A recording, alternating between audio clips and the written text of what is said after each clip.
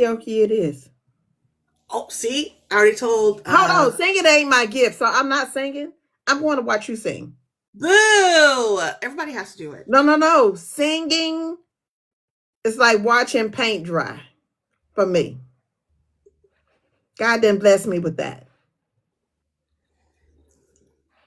Because if I did, if he did, and I was Beyonce's weight, I'd be on somebody's table half naked all the time.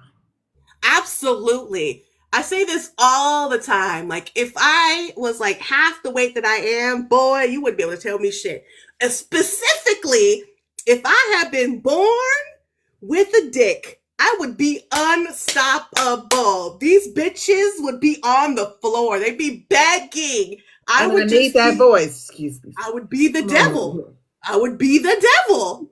I would. And you know what? I accept that. I accept that. here. Listen, we here. Me and Mm? for life. Like, y'all should be Um, listening. That's all I'm saying. That's all I'm saying. I wasn't expecting that answer. I, I, I, listen, people. I just got something that probably didn't nobody didn't know. Probably your friends didn't Apparently, know. Nina didn't know. I don't. But you know, it was only that one time where it came up on a live, and I think there was only like a few people in there. I think it was Jr. It was Olivia, and there was maybe like two or three other people, and it was probably like 2 o'clock in the morning. It was really late. So yeah. One thing that I love is how your author group, and I'm not saying that you don't have friends outside of the group, but when y'all do y'all sprints, y'all be sprinting. When y'all be cackling, y'all be cackling.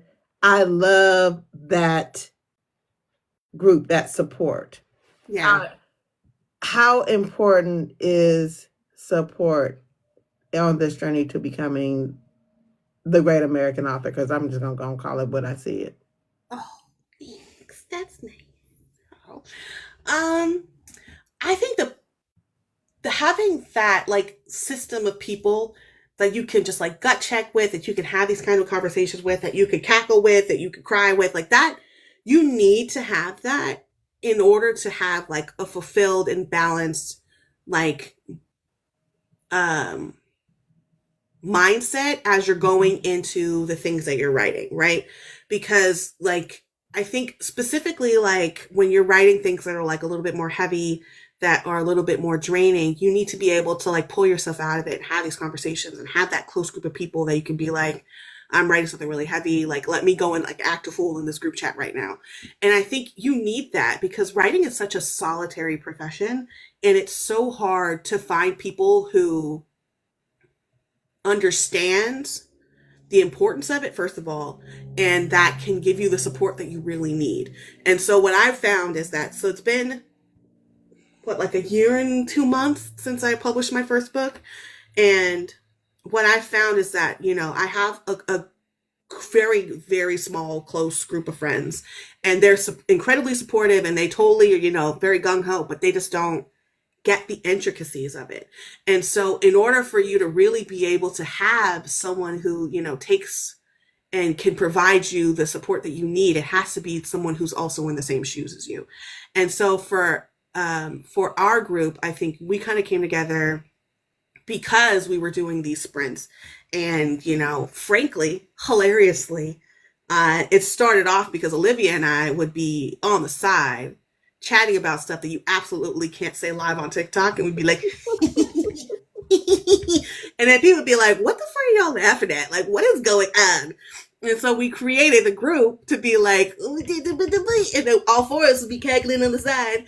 And so that just kind of like became a thing. And I think, you know, you have to have that like space to feel like comfortable and to feel like you can, you know, have these conversations so that you can maintain the version of your brand that you want to maintain.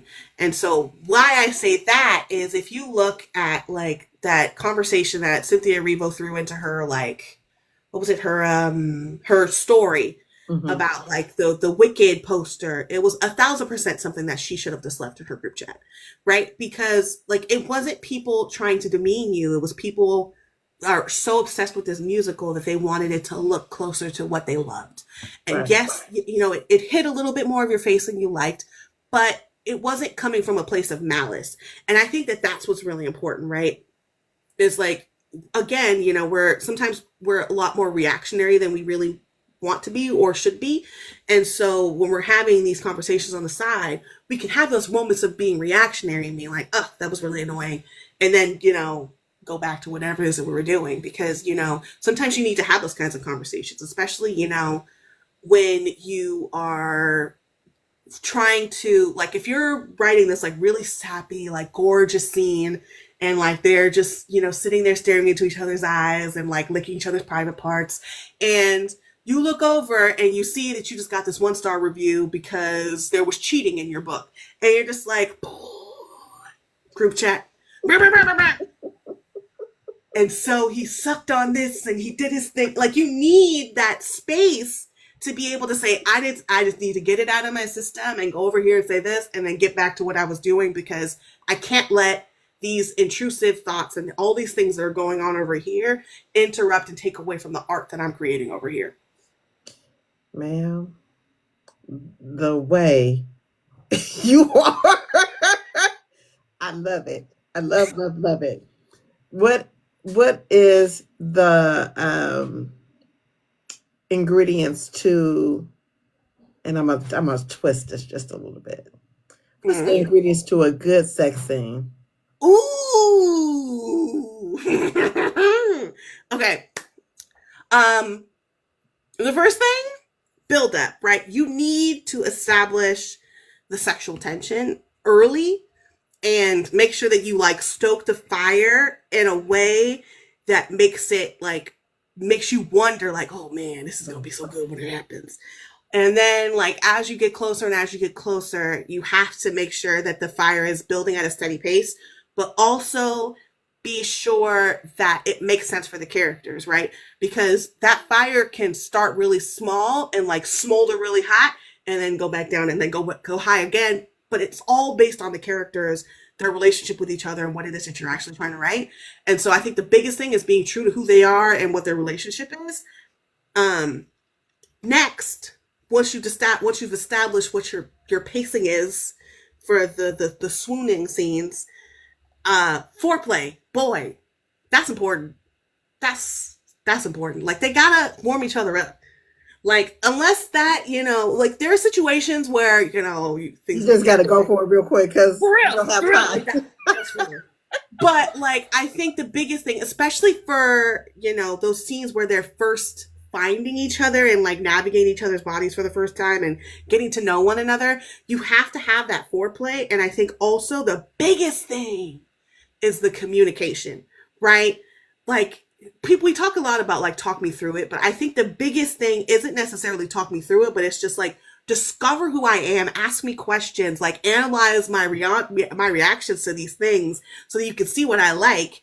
And, you know, or frankly, like, I'll tell you what I like so that we can get this fucking thing going, right? But Right. it's just like you have to have that communication early, because once you start putting parts into parts, it just gets really muddled really quickly. And so you want to do all the buildup that makes sense so that when you actually get to, you know, the goods, it flows really naturally.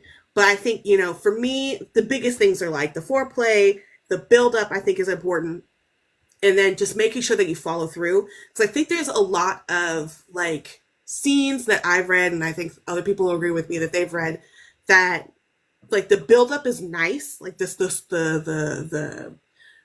foreplay is all right, and then you get to the fucking and sucking, and you're just like, it's all downhill from here. Like, and then the book just kind of like, and it's just like, why did I read this? I could have Right. been reading anything. I could have been doing anything, and you just let me down. But I think, you know, it's I think overall the biggest thing is like understanding the characters and being true to them and who they are, and making sure that it makes sense in the dynamics of what their stories are, and also that you're not, you know, just like randomly throwing shit in there. And I think it's also important because we hear um some of these smaller bodied individuals who write plus size romance. For the love of fluffy fucking Christ, please watch plus size porn. Oh, I'm gonna get us in trouble. Just watch it. Because, like, what you're talking about, like, what you're doing, who? Who did what? He did, huh? To who? Please. Please. Please. Please. Who? What? Huh? Like, he could barely do that to you, and you think he gonna do this to this bitch that's 250 pounds?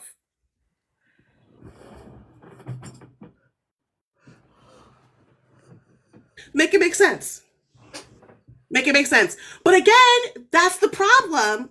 You're just hopping on the trend of writing plus size romance. You don't know what it's like to live in a plus size body. And then you be having these plus size bitches hate themselves. But that's a whole other thing I ain't gonna talk about. Ayla. But no lies were told.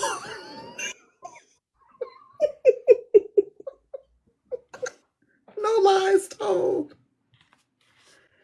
I'm just saying. No lies told. I'm just saying. Like, just like, do your research. We were talking about research earlier. It's important. You gotta know why things do what they do. I'm just saying. When you hit that phone, no. You sitting here turning her into like a upside down sideways pretzel. Like, whose body is doing that? It's not mine. You have to make modifications. Facts. And that doesn't mean that it's unfulfilling. It's just different. But you like, wouldn't I'm know. not hopping up like a bunny. I'm gonna get in the chair. Look, so I can have something stable. I'm not even gonna lie to you. Like, I'm 35, right? My knees are not my 20s knees. I don't know who's hopping on what, but it's not gonna be I. Okay? Gotta get one of those. What are those, like, what do they call them? The queen chairs? Our fat asses, not you, but you know me. Y'all know I'm a big girl. Y'all know I'm a big girl. I've been thinking about how to get in the swing. You know good and damn well I can't get in no swing. Look. Where there is a will, there is a way. Go on over to fucking Home Depot and see if some man can help you out. You know what? He would probably enjoy it. He might even ask you if you want some help breaking it in. I'm just saying. I'm not gonna play. I'm not gonna touch it no more. I'm way too.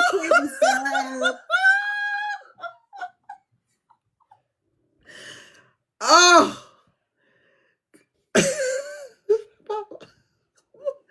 Also, it is Sunday, huh? And so, you know what? The Lord made me this way. That's all I'm saying. He made me this way. This is what he created. He should know. He understands where my heart is. Okay.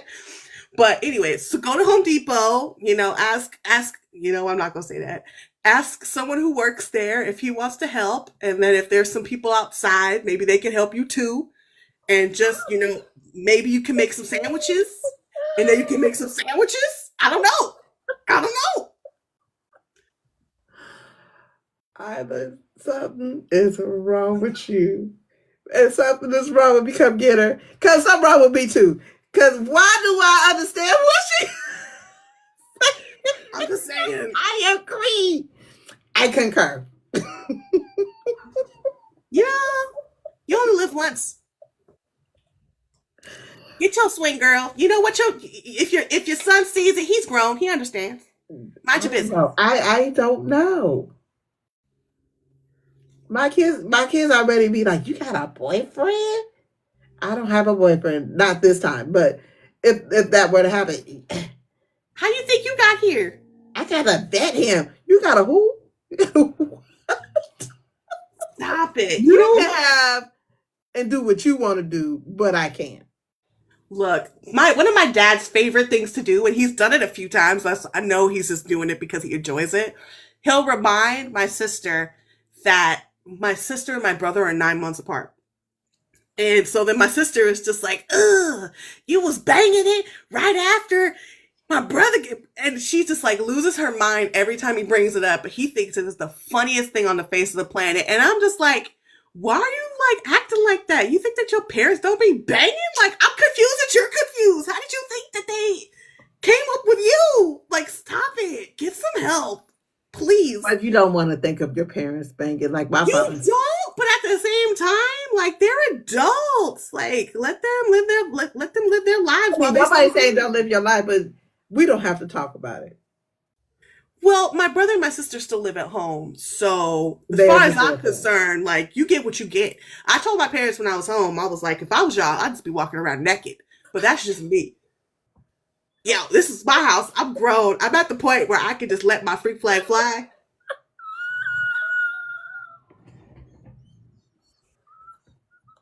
I'm just saying. Like you wanted to live here. Join me. Liberate yourself. And make all the noise you want to. Make all the noise you want to. What is that song from fucking Avenue Q? Be as loud as the hell you want. Stop it. Get it in. Get it in. I am here for you. I love that for you. And then my sister is like, they're banging. And I'm like, did you think they only did it 3 times? They've been together for 50 years. That'd be depressing. I think you would be mad if that was your You parents. gotta be happy they still banging. That means you gotta say it. I'm saying. Jeez. I hope my daddy's not on here. I don't think he is.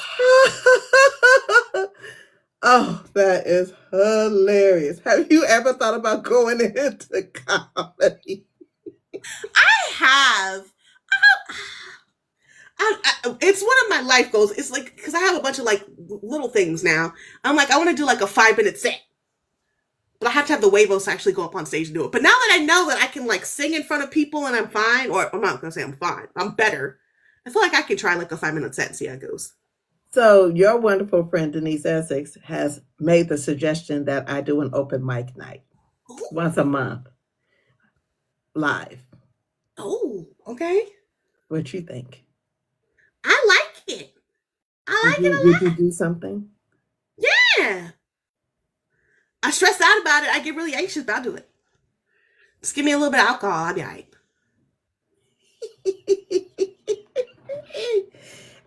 Thank you, Denise. I listen. I am loving it. I won't be participating. I'll be the host, but no, it won't be a Nicole singing or doing poetry because that ain't her gift either. I will cackle. I might tell a joke or two.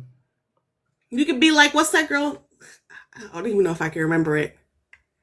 The mixed girl that was talking about her spoken word got her spoken word went viral because she was saying all kind of weird ass shit. And they were I didn't saying see that they that were one. saying y'all know what I'm talking about. The people in the comments know what I'm talking about.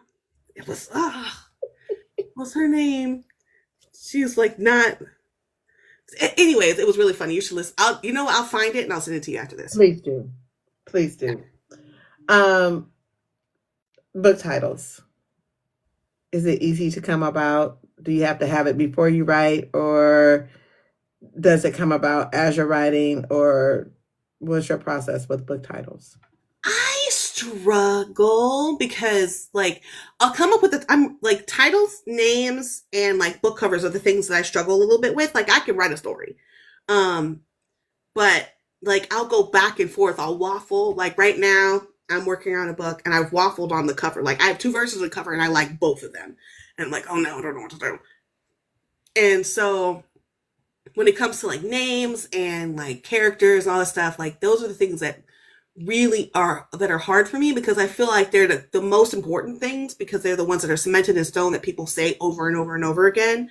And even like my pen name, it wasn't like I didn't intend for it to go this way. What I originally intended, I was like, I'm gonna write a couple of like little short stories, and then I'm gonna publish them under this pen name that's really funny, and then I'm just gonna like ride the coattails of whatever $2 I make, right? And it became a thing, and so then I was just like, oh, well now I have to make sure that people are pronouncing the name right so they can get the joke, right? Because it's Ayla Cox, like I love Cox, right? And so, like, it was a joke. Like, it was never really intended to be serious. And then I just kind of, like, was stuck with it. And I was just like, oh, no, I'm stuck with this joke for the rest of my life. But, Oh. like, I've always struggled with, like, names and stuff. And I usually will, like, I'll pick something and stick with it. And then by the time that I'm done with whatever it is that I'm writing, I'll be like, okay, this makes sense for the characters because I've fallen in love with them. Like, I have this whole entire idea of who they are, and their name makes sense now. But when I'm actually writing it, I waffle. I'm like, I don't know. And then I usually stick with whatever it was I chose first. We're not gonna skate past how you got your pen name. We're not gonna skate past that, ma'am. Why? Why I didn't put that whoosh all over my head? I had to be I know careful. you. I had to be careful because there's a girl that's also named Ayla Cox who is a porn star, or sorry, a s'more star, and she spells it ISLA, which is the way I originally was going to spell it, but I didn't want to be confused with her, so then I changed the spelling. And then you might be it might be funny to know that I didn't Google it before I did it. I just did it. There's a like Little Miss Sunshine girl with this name, and I've completely ruined her entire like digital footprint. This little, girl who does like pageants and stuff. And now whenever you Google the name, my stuff pops up and like you see like little pictures of her on the side. It's really bad. I kind of feel bad. I kind of feel bad a little bit.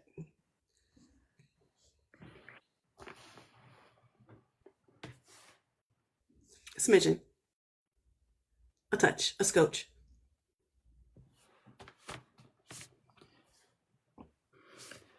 Okay.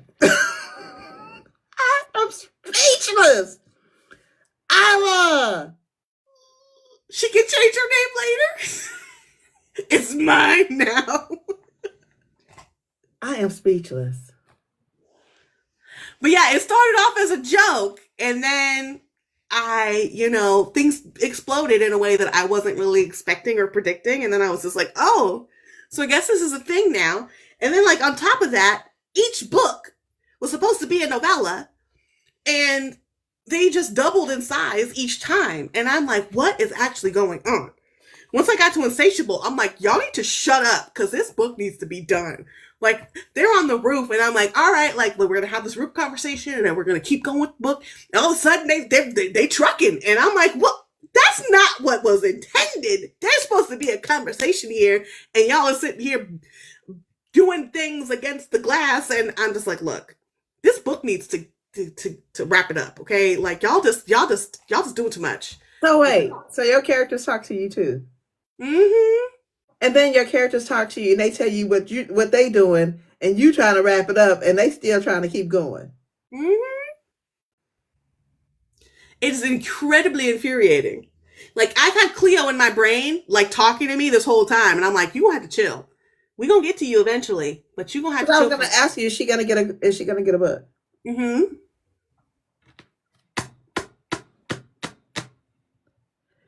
I need that ASAP. I know I'm not trying to put no pressure on you, but I need that book ASAP. I'm excited about it, but I need to do some research before I do it. And I think that's what's important is like, I don't feel like I'm in the place right now to write it the way that I want to write it. So I need to like dive into the specifics of it before I like go into it. Cause it's going to be a little bit more of an emotional ride than the Just a Taste series was.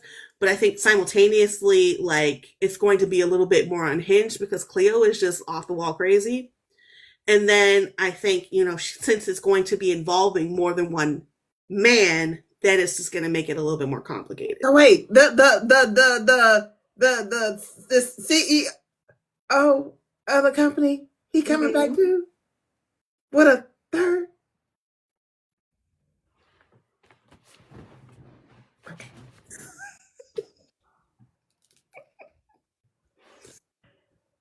Is this 2025? I'm hoping it's 2025. That is my hope. That is my hope. How many products do you have slated for 2025? Right this second, 6. But to be fair, one of them is already done. One of them is half done, and the other one is half done. So there's not like it's not too far fetched. Um, but yeah, I've never done an interview where I'm speechless. I don't know why you're surprised. You know I'm a fool. I've never done. On to more.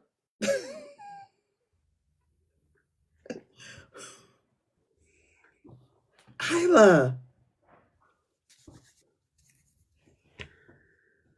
And we get into dark romance. Mm-hmm.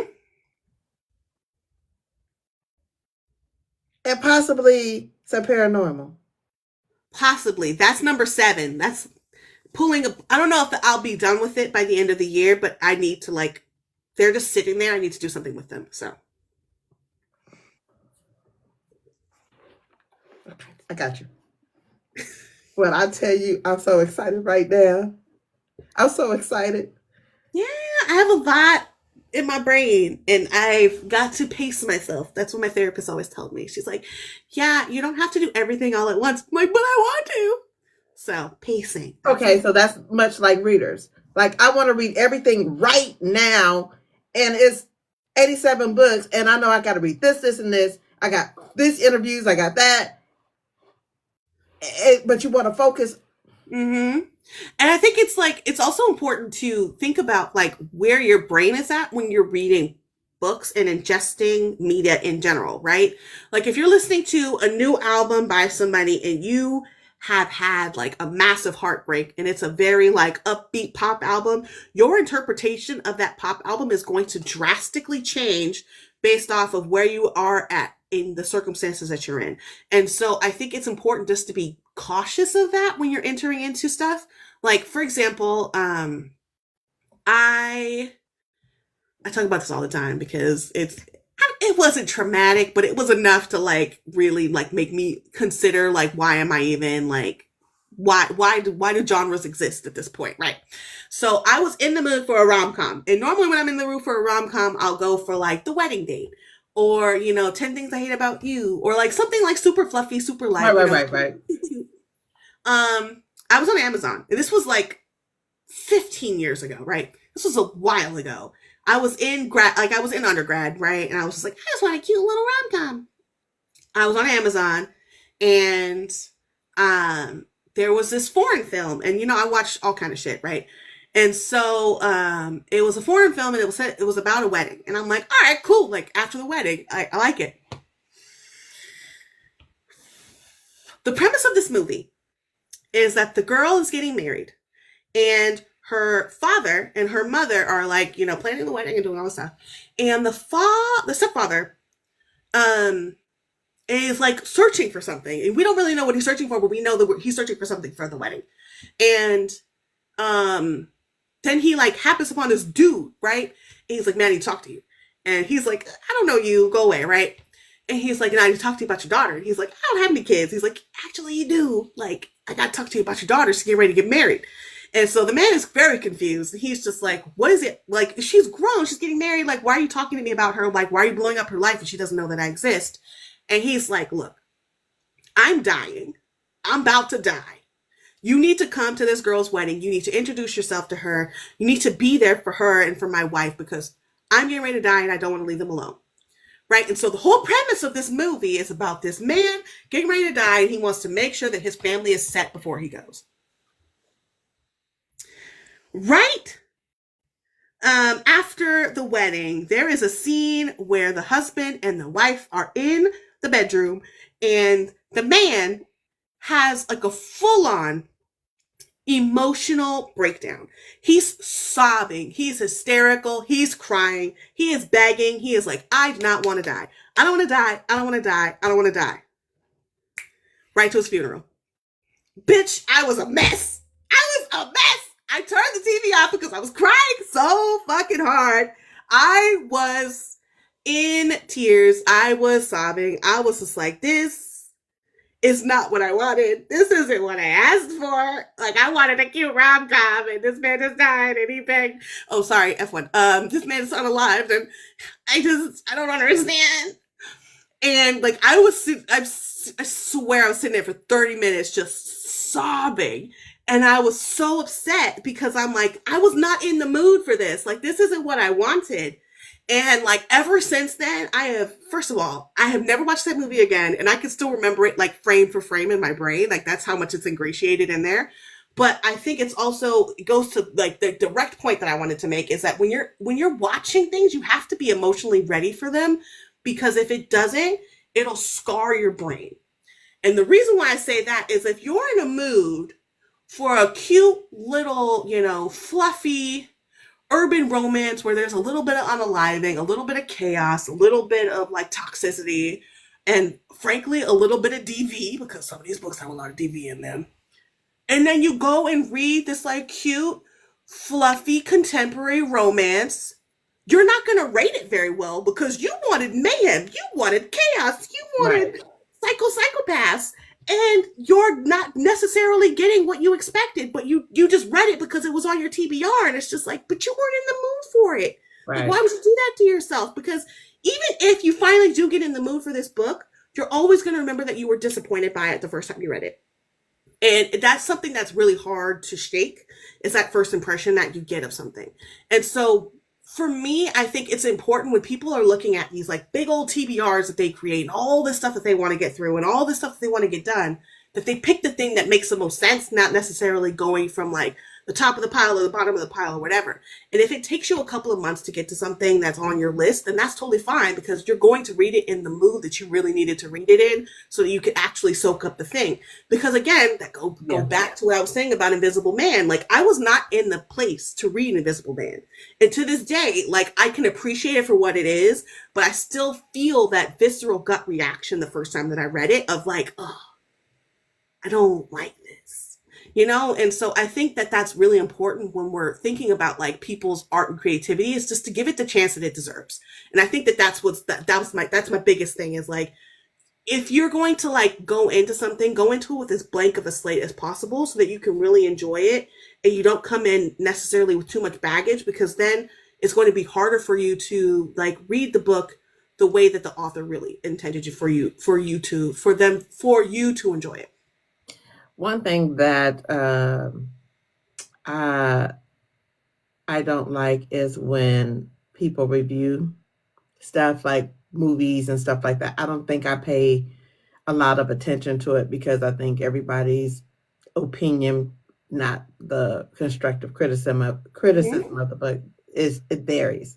So for me, I feel like I've reached out. I miss out on stuff because I'm looking at other people's opinions, unless I trust Mm-hmm. their opinion and Exactly. we have the same type of taste in books Mm-hmm. and they know what I like and don't like. So there's a very few select people. I'll be like, okay, maybe I won't read that one right now. Maybe later. Maybe I'll soften up this because again, it's not my taste. Yeah. Um, and there's few people. There's only a very few people I'll take recommendations for. Movies. Like my aunt and I, she loves movies, but I am very pro black. So Mm-hmm. I like everybody. I just don't like everybody. Mm-hmm. If that That's makes totally sense. fair. That's totally fair. Um, so when you get reviews of your books, do you take those opinions or quote unquote constructive criticisms to heart? I think it just kind of depends on the day, right? If I'm feeling like particularly vulnerable, because I'm an emotional girly. Like, I accept that. Like, I've always been like that. And so like some days I'm better and some days I'm not. But I think one thing that's kind of like helped me build up a really thick skin is going to grad school and going to undergrad and being in these rooms with all these people who have a bunch of opinions, and recognizing that even if you were to make every single change, like if you're in a writers group and there's like 15 people reading your stuff, If you were to like flip through every single page of all the stuff that they were saying to change and make all those changes, you're still going to get pages and pages of notes the next time that you submit that piece of Right, writing right, to that. right. And so, like, I think the biggest thing is that nobody is ever going to be like 100% on board with whatever it is that you're writing, including you, Right. right? And so you have to kind of get to a place where you're comfortable with like where it's at. Like you have to like perfect doesn't exist. There's always going to be typos that slip through. There's always going to be something that could be changed, something that is wrong, something that needs to be updated or whatever, right? But like you have to get to a place where you're comfortable with it and being like, okay, this is where it's at. And I Right. think when it comes to reviews, I think if there are several reviews saying the same thing, whether it's like a typo or it points out this thing or it points out that thing, then I think I'm a little bit more conscious of like, how can I go back and make those changes and, improve upon that thing that seems to be problematic. But I think also you have to kind of think about it from the perspective of where some of these readers are coming from. In particular, people who are reading really quickly or people who are, skimming through certain scenes because they think that there's just like they're just banging, but in reality, they're banging, but they're having a conversation. And so they're Right. like, wait, when did this happen? And when did this happen? Or like the cheating thing, like, oh, I can't fuck with cheating. And it's just like, well, I'm not going to change the cheating aspect of the book because you don't like it. Like there's a whole specific reason why I put it in there. And if you don't want to read it, that's fine. But like I can't use everybody else's barometer. I can only really rely on my own Right. and then, see if there's anything that can be like actively changed based on some of the reviews. But for the most part, like you have to be comfortable with the fact that everybody is going to have opinions.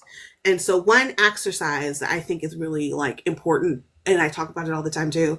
When I first started to teach, so I taught grad school. I taught when I was in grad school. I taught the freshmen, right? And one thing that we like, one exercise that we first started off each session with is, I'm thinking of a flower, and then everybody raises their hand. It's like, okay, I'm thinking of a red flower. Is your flower red in your brain? And then people put their hands down. Like you get more and more specific about this flower, and people put their hands down, and like it's like you can say flower, you can be specific about what this flower is, what it represents, what the color is, but like it's never going to be the flower that's in somebody else's brain. Like you can't control that image. No matter how descriptive you get, you're going to say flower and they're going to think whatever flower that they're thinking of. And so when I think about like all the descriptors and all these things that we're doing to create these worlds and make them super clear, you can like go fucking full Truman Capote, Right. write like 20, 30 different pages about like this small town and go into all these details, but I'm still going to have an opinion about what that small town looks like when I read it. And so you have to you have to give up the goat at some point.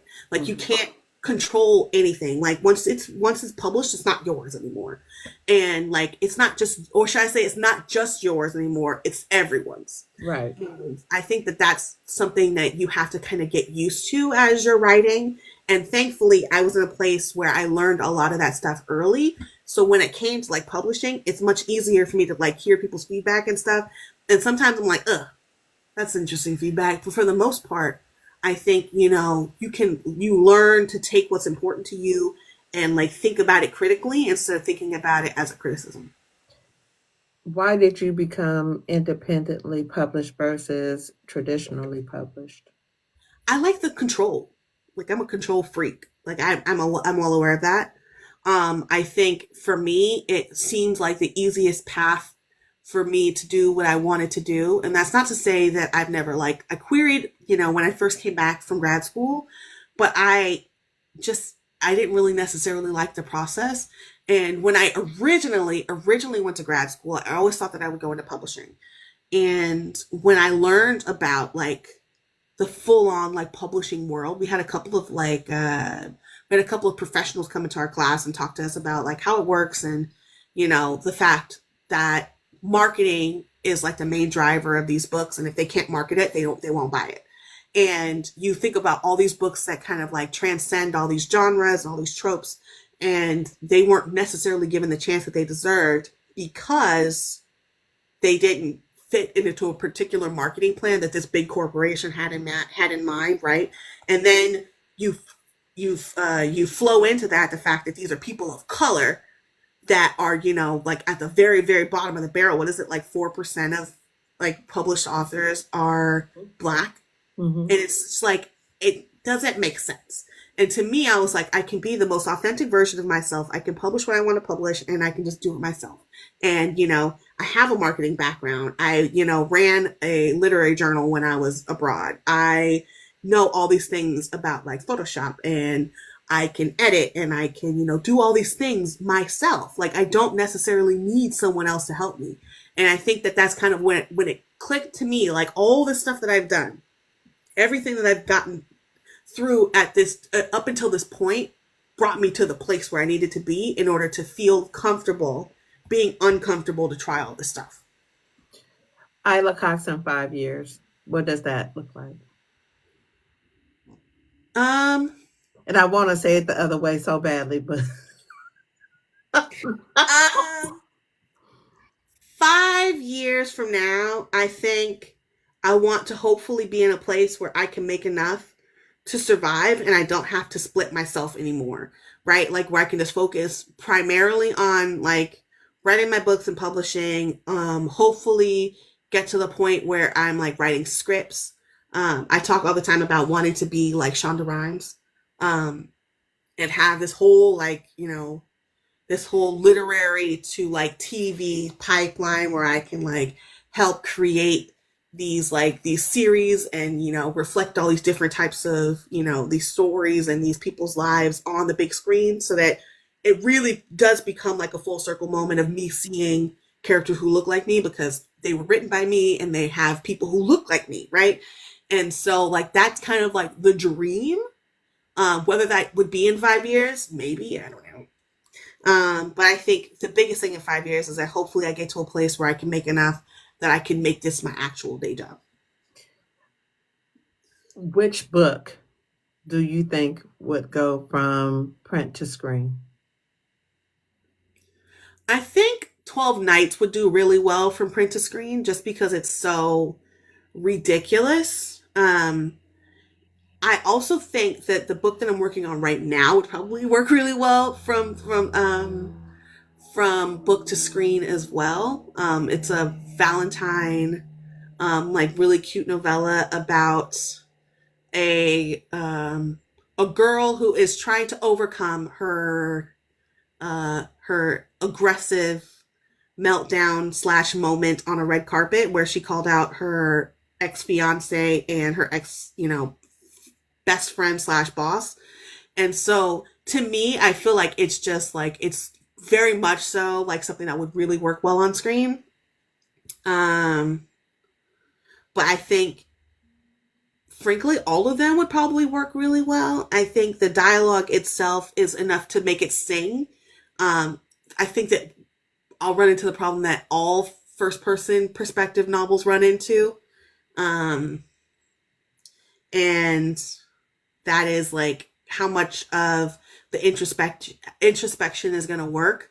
But I would think that hopefully whoever is, helping me put it on the screen would allow me to like write some of the dialogue to fill in the gaps on some of the stuff that you find in the first person perspective and it doesn't get all wonky and weird. Have you been in contact with Rowdy Rowski?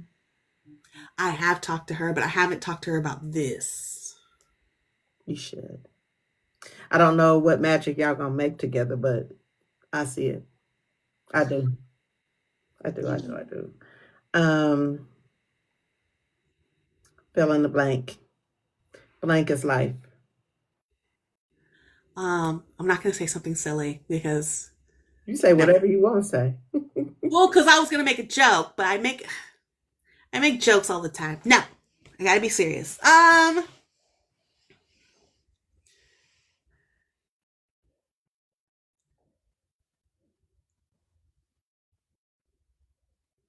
I mean, I guess I'd say love, right? Mhm. And I preface that by saying that love for me is not necessarily purely romantic. I think that all of the relationships that we have in some aspect or another form us and help us be the best versions of ourselves, whether that's familiar, whether that's, friends, whether that is romantic. Like, I think everything kind of like helps us become the version of ourselves that we really need to be. And in order for us to really reach our true potential, we have to open ourselves up to the love that we not only have for the people in our lives, but also for like the random people in the street. Like, I think love can be empathy. I think love can be, kindness and respect. And I think we somehow have kind of strayed away from that a little bit. Mm-hmm. And I think once we get back to that, things won't feel so disjointed. Fill in the blank. Not fill in the blank. Complete the sentence. My pen. Is powerful. I think, there's so much power in words, and you can create entire universes just by like putting words on the paper.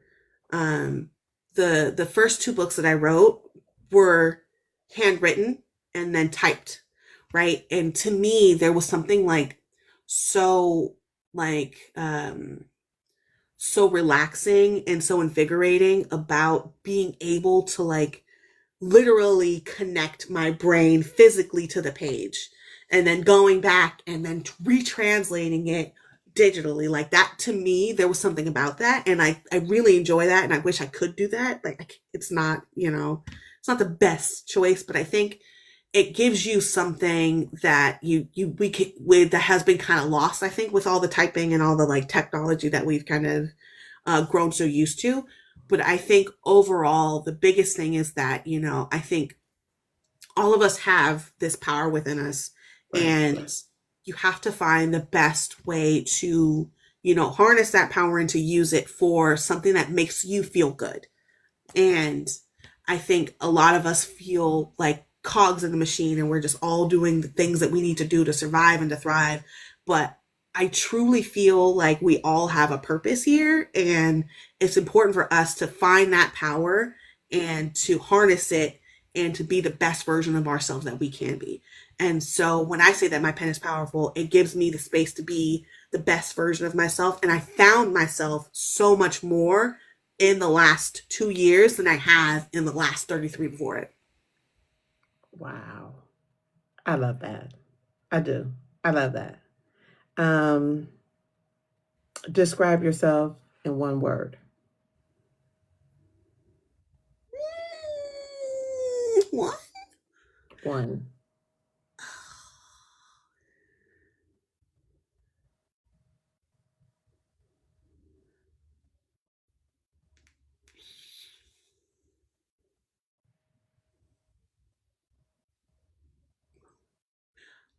Probably unparalleled. Oh, I love brilliant. That's nice. Thanks. I was Um, gonna say boss. You are a boss, baby. And I don't even know if that's the correct terminology, but when I think of a boss, they're all encompassing. They know everything. Not everything, but they know how to get to everything. And I see that. no, thanks. That's nice. Don't be trying to be all sentimental and stuff, having me crying on this internet with you because I'm not. I'm doing my best. So my famous question, it's not a famous question, but it's a question I ask everybody. 5 dinner guests, dead or alive. See, I beat you to this. Authors, It or has to be writers. off. Authors or writers. Oh, see, okay. See, I beat you to this because I knew you were going to ask me this question. I And am. I wrote down answers because I was But I'm like, gonna change it up on somebody. you was going to make me look silly on the internet. Okay, so the first person, obviously, is going to be Olivia Linden. Like, that's my boo. That's my babe.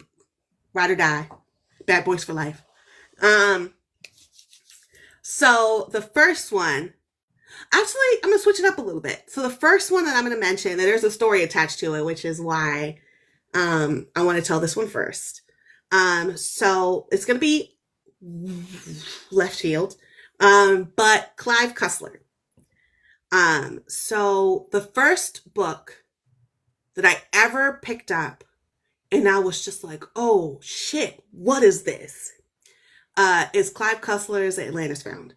And at the very beginning of the book, there is the very riveting scene about Pangea being split up into these different continents. And I remember reading, like, I was literally in the library in elementary school in the adult section because I'd already been reading, like, I was reading from a really young age, right? And so I'm in the adult section. I'm probably like 6, and I'm just like looking through this book, and I'm like, this is cool. I like this, right? And so I just became obsessed. I was reading everything. I've got like 30 Clive Cussler books over there. And school for me was difficult. Um, so I found so it was a struggle on two different fronts, right? I didn't necessarily fit in because I was so nerdy and so different and unique. And I think partly, I was in a heavy body, and I have been in a heavy body since I can even remember, right? And so like I was always the butt of the jokes, and then they would like come up with all these like, crafty creative nicknames, and like it just was like I just didn't feel like I had a place to really rest. And so when I started to read Clive Cussler's books, it was my means of escape. And so like I couldn't be at home and watching TV and doing all these things. So I always had a book with me. I always had like, frankly, I had like 3 books with me. So I don't know which one I want. And so when I was in this world, right, of this like oceanic agency, and they're on these adventures, which I don't know if any of you are familiar with Clive Cussler, but they're oceanic adventure books based on like fictional federal organization, and it's like they're adventure books, so they're kind of like Indiana Jones meets like aquatic stuff. And I was about it. Like it was fascinating to me. And unfortunately I started reading them out of order, and so like I had to kind of like figure out where the order was, and it was like, it was the dawn of the internet, so things were kind of crazy. But I was just like devouring these books. And then one day, I don't know what it was. I was like, I'm gonna write this man a letter. I don't know why. I just did it. And like I wrote it, and I thought nothing of it. And he wrote back to me. And I told him how much his books meant to me, and like what I was going through at the time, and like how he was able to like pull me into this different world, right? And he wrote back to me, and he was just kind of like, I am like so happy that I have like my books are a safe place for you. And like I am so sad that you're, experiencing these things. And I just want you to know that you're in the skin that you're in. And there are plenty of people who look like you who are, thriving and surviving, and who are having a really good time. And this is just a transitional period. And then he was just like, one day when you're a little bit older, maybe you'll want to actually sit down and write about all the stuff that you've experienced, and you'll be able to inspire someone the way that I've inspired you. And at the time I read that, and I was just like, oh, it's so sweet that he like replied, and oh my God, this is amazing. And then I was just like, me writing books, like, you're crazy. I'm writing a book. And like all these years later, look where we are. So for me, like, Clive Cussler will always have a place in my heart, like always. And like I get that, people consider him like James Patterson, like trashy fiction or whatever, but you will never be able to break the bond that me and Clive Cussler have, because I have a letter from Clive Cussler, okay? You know what? Do you still have it? I do. It's around here. I'm pretty sure it's in that box right there, but I do still have it. And that's how much it means to me, because that letter is probably like 25 years old. That's invaluable. That's invaluable. Wow. Who else you So, picking? but yeah, so if that'd be the first seat that I would be like, I pretty much would want to talk to him about that letter, and then, other stuff. Second, Octavia E. Butler, right? So Clive Cussler is the person who like awoke this like love of fiction for me. Octavia Butler is the person who told me like, this could be you, bitch. Like this, like, look at this person. Like, this could be you. I was in like all those advanced classes, all those AP classes, all that stuff. And I just chose Octavia Butler randomly, just happenstance, to do like an author report on. And I was reading her book and I'm like, yo, this is so good. She like wove slavery in with the fact that, you know, this dual, this dual like motif, I guess is the word, that, you know, this woman has like a white husband and she's going back and she's being, you know, victimized by this white slave owner, and she's like has this like whole crisis of faith, and it's just like, oh my god, this book is so good. And so that was the first time that I was just like, I could write, like I see myself in these books. Like, as much as I love Clive Cussler, it's two Caucasian men running around solving, you know, mysteries and like pillaging tombs and stuff, right? But like Octavia Butler showed me that women like that look like me could be in these fiction books that I'm reading, and that I could go out and find these things. And it wasn't like any of like the freaky like Zane stuff that I was reading, but like really like truly sentimental and like really, you know, meaningful stuff for me. And it was connecting all the stuff that I really loved to like read about, and all the stuff that I was like interested in. And I'm like, yes, yes, yes, yes. Okay. So second seat, should I say third seat, Octavia Butler. Fourth seat, Lin-Manuel Miranda. I know that everybody is obsessed with Hamilton. Everybody loves Hamilton Down. I am obsessed with In the Heights.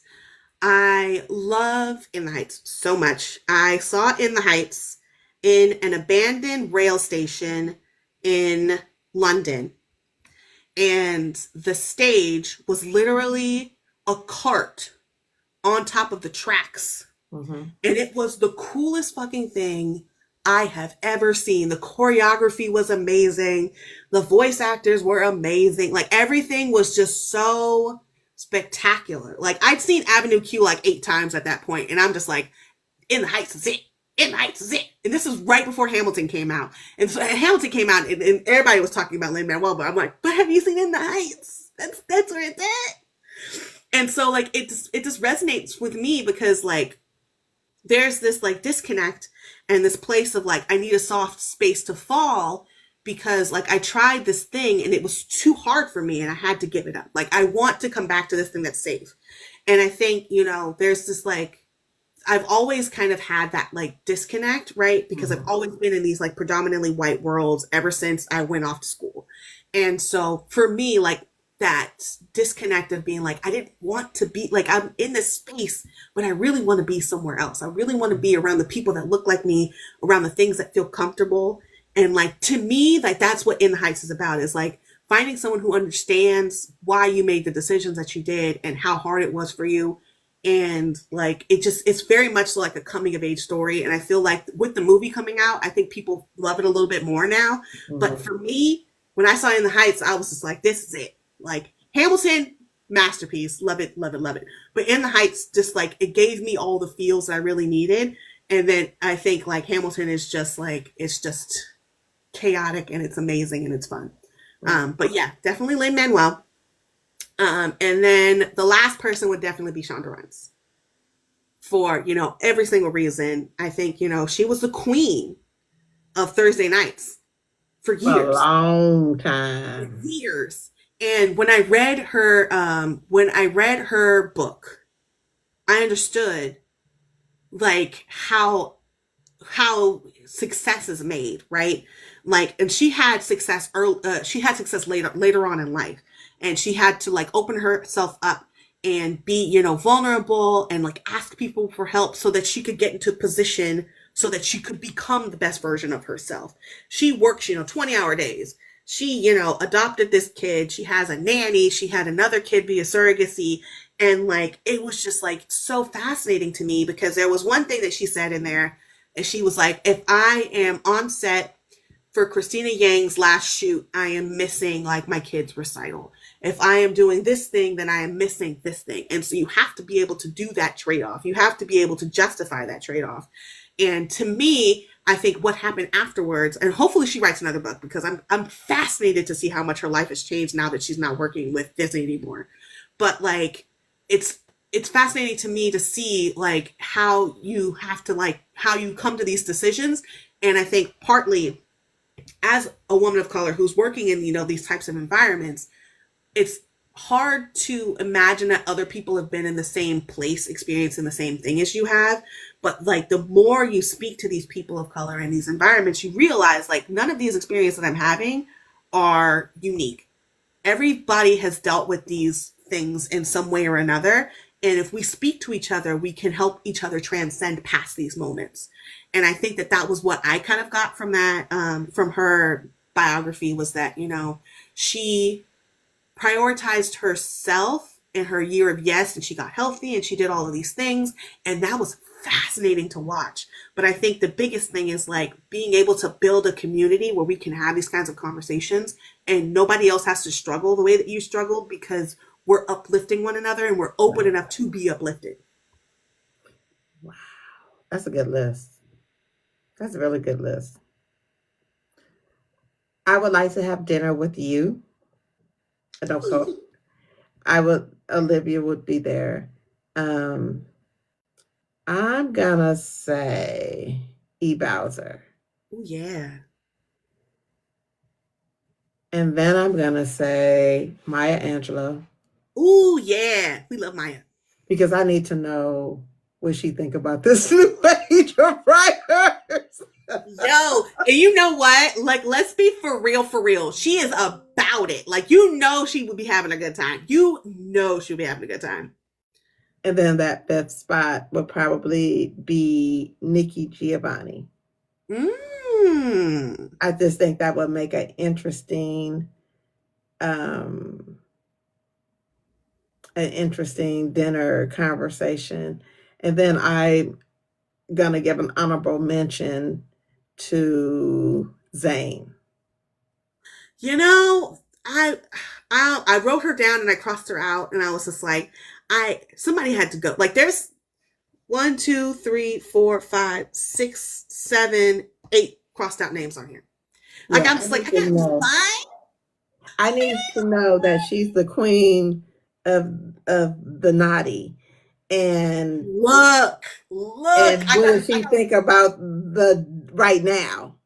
for real. I would love for her to see the children that she birthed, right? Because let's be for real. Like, I was reading Zane in high school. Should I have been reading Zane in high school? Oh my God.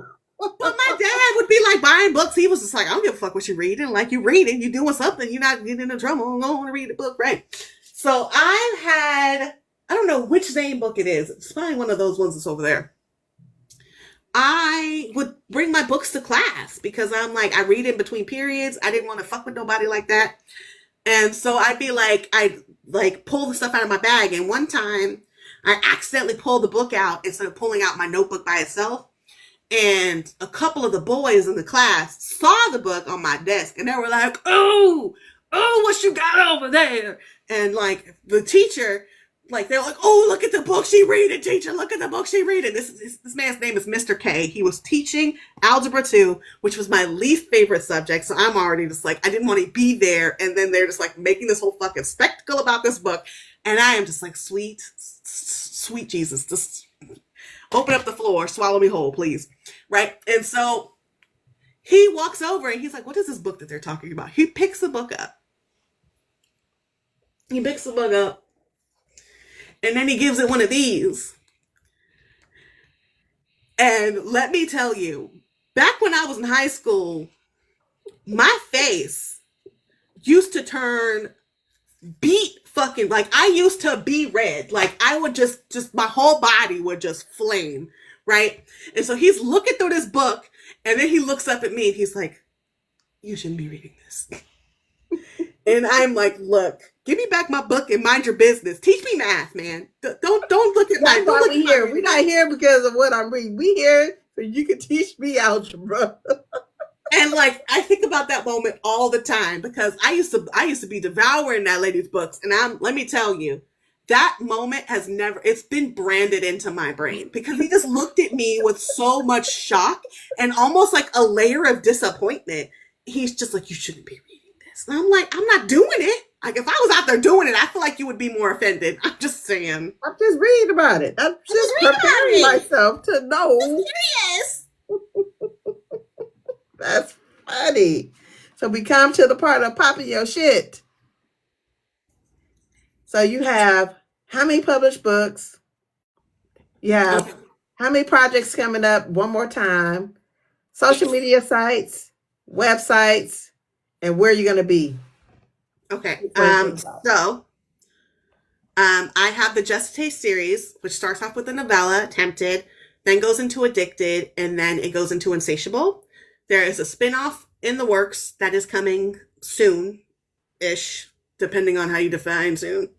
And then I have a novella that came out 2 weeks ago, I guess now. That is a dark-ish, gray-ish romance set in the UK. And that is book 4. It's 12 Nights. And then I have Love Me Not, which is going to be coming out on the 2nd. I don't know who I think I am. And it's a part of Cupid's Countdown, which will be another, 14 days of authors releasing books for Valentine's Day. Black love. We love it. I have a anthology novella set at an HBCU that is up for pre-order, and Cupid's Countdown, the Cupid's Countdown book, Love Me Not, is also up for pre-order as well. And that is going to be dropping in June. I have, hopefully, the Just for Tonight book will be sometime in the fall. Maybe if I feel the vibes. I am thinking I'll probably publish a Halloween book, and I'm going to do another holiday novella. And then I'm going to take a look at some of the stuff that is over there that I need to look at. So that's hopefully my year.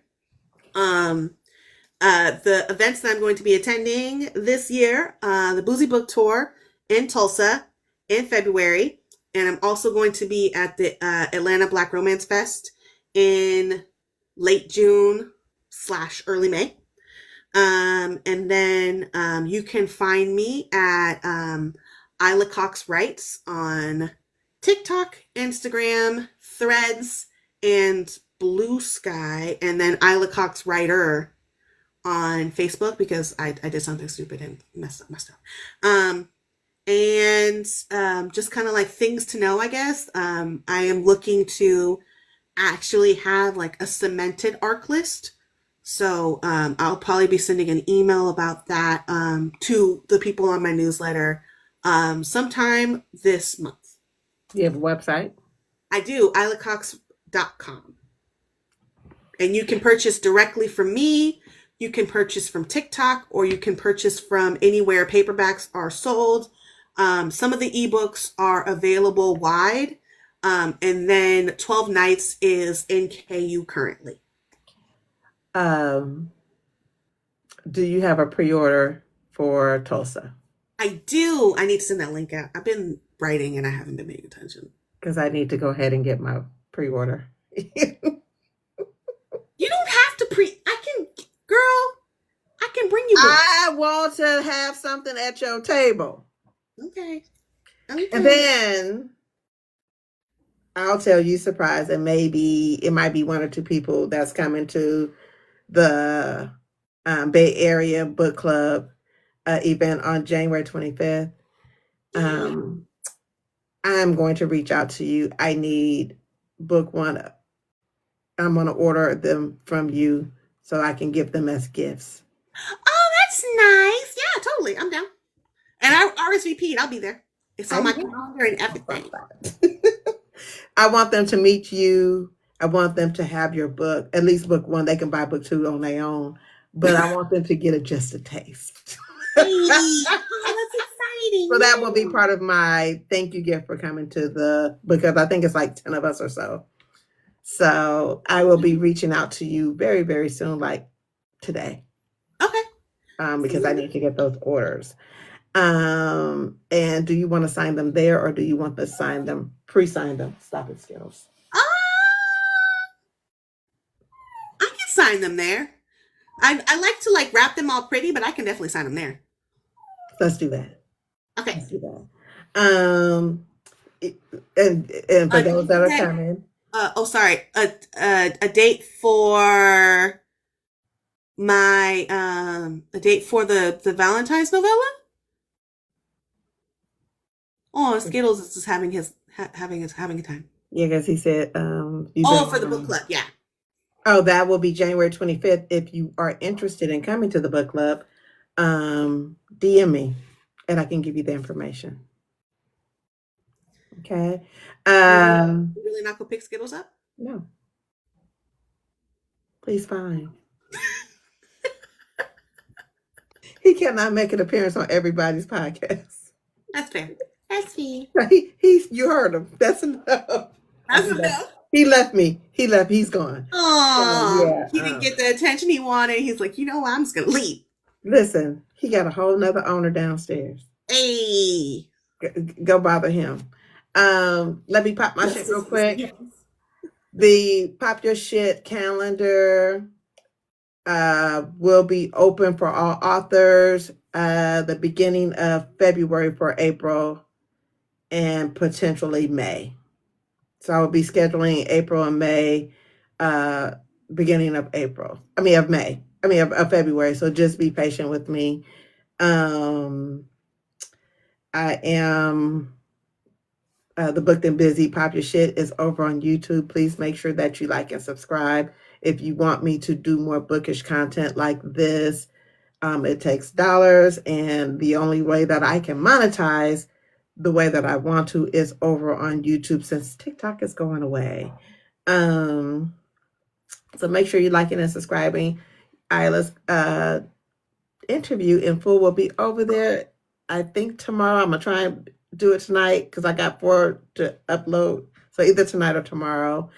Tomorrow we have Miss Candace. If y'all haven't read Soul Ties, if y'all haven't read Saint Baptiste 1 and 2, you're missing out. I'll just tell you that. What else? What else? What else? What else? Um, the Booked and Busy website will be up shortly. I'm excited about that.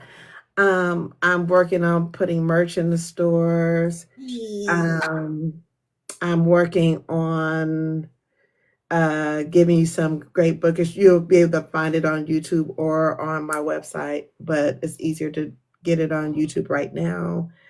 What else? I got some other stuff coming down the pike.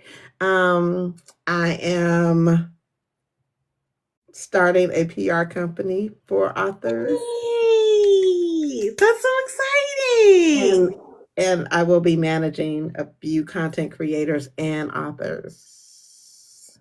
Yes, let's fucking go. So my first client will probably be Storm. Hey, I love it. And I will also say, what's your 5-year plan? Like what does it look like for you? Now that you've got this PR company, what are you thinking? I will be out of corporate America for sure. Hopefully, I can make it. My goal is 12 months. Mm, I heard that. I Um, heard that. I mean, and if I have to keep working, I have to keep working because, girl, this mortgage has to be paid. I mean, it's expensive living out here. And then 5 years, I want to continue on with Pop Your Shit, but I do want to start a publishing company eventually. A true, not a true, but even though I'm going to come out with a book, I'm going to get my series out, and I think that's Mhm. it for me. I don't think I want to be a full-time author like that, but I do have a series that's going to probably come out within the year. I don't know. I know you've been working on it. Yes, Where's that? Where's that? and my computer. Obviously, it's in your computer. Is it my computer?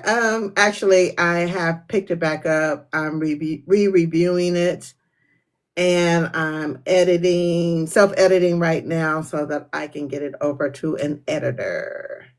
Hey, Um, So Tylee, be ready. Hey, we love Be it. ready, We love to Tylee. see it. Um, and not that, listen, I'm just bombarding my way in her because I know she busy. Mm-hmm. Um, Busy, I have busy. I'm like, shoot. I have a thing in the works for authors, content creators, editors, narrators, other than this, and I'm working on that. So you might be getting notified shortly. Um, but that's my 5 year plan is to Ooh, create a good retirement plan for myself. I heard that. I heard that. I am so excited for you. That's amazing. Congratulations. Thank you so much. So thank you so much for coming on.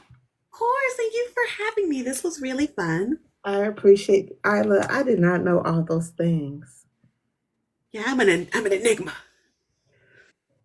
Girl, I don't even know if that's the word.